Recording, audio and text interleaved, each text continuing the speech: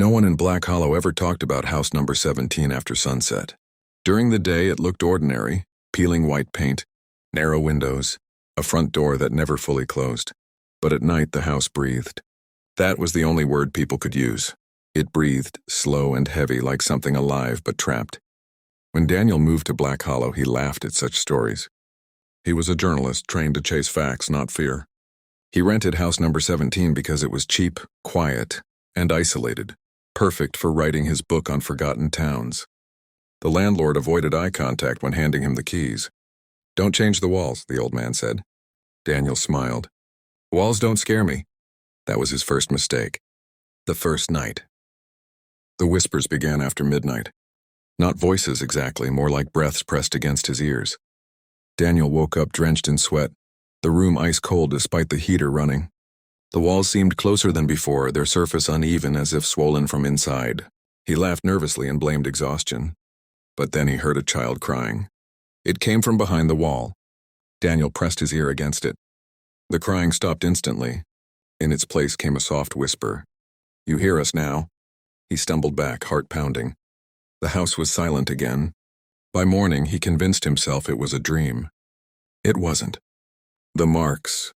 Over the next few days, strange marks appeared on the walls. Thin lines, deep scratches layered over each other like desperate counting. Daniel photographed them, measuring their depth.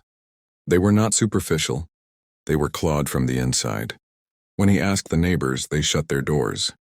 Only an old woman at the grocery store spoke.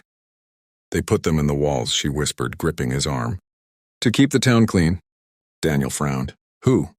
Her eyes filled with terror. "Ask the walls," she said. "They remember." The smell. On the 7th night, the smell came. Rot, damp earth, old blood.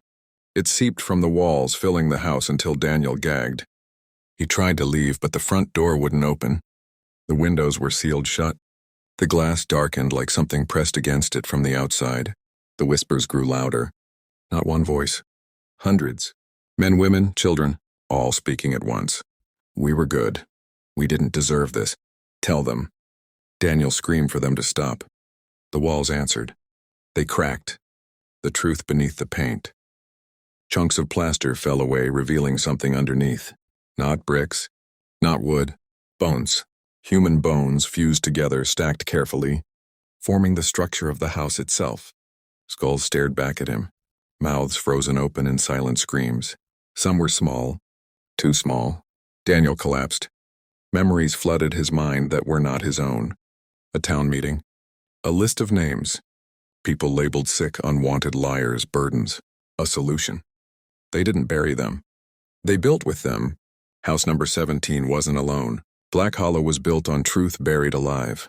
Daniel's. Seen Einenting. The walls whispered his name now. They showed him something else. A memory from his past, one he had buried deep. Years ago, Daniel had exposed a whistleblower to protect his career. The man lost everything. Later, he took his own life. Daniel had called it necessary. The walls called it murder. "You belong here too," they whispered. The house began to tighten. The bones shifted. The walls moved inward, pressing against Daniel's chest. He tried to confess, to scream the truth, but the whispers swallowed his voice. His body sank into the wall like wet clay. Bones opened.